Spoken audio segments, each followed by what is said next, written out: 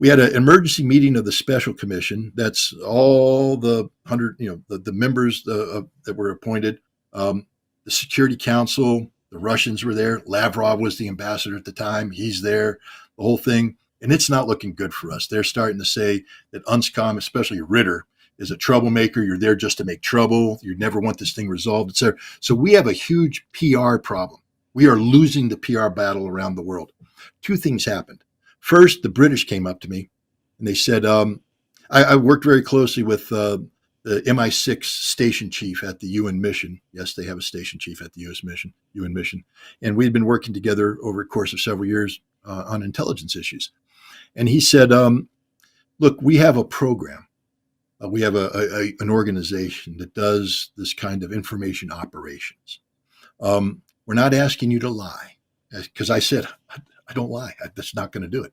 He said, but in your files, do you have intelligence that is non-actionable? To be actionable, it has to be something of enough specificity that I can build an inspection team, a known location on the ground within a certain time frame where I can accomplish certain tasks that fulfill an inspection objective that meets the mandate of the Security Council. I said, yeah, we got a whole bunch of that stuff, rumors, this, that, and the other thing. He said, could you give us like 5 of your best things that you can't inspect?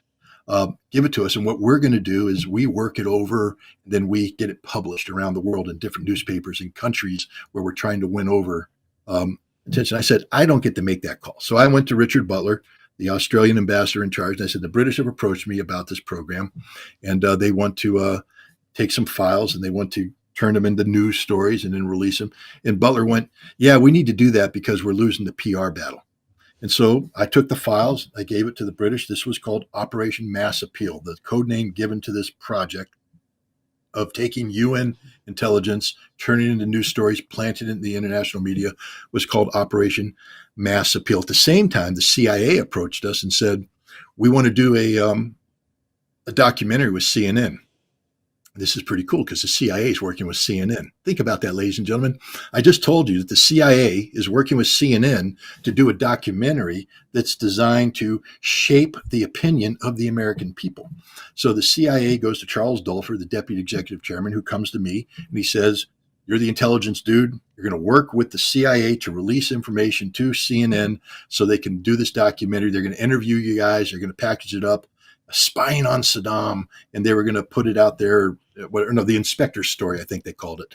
And they released it in March of 1998. The Iraqis hated it because they accused us of cooperating with the CIA.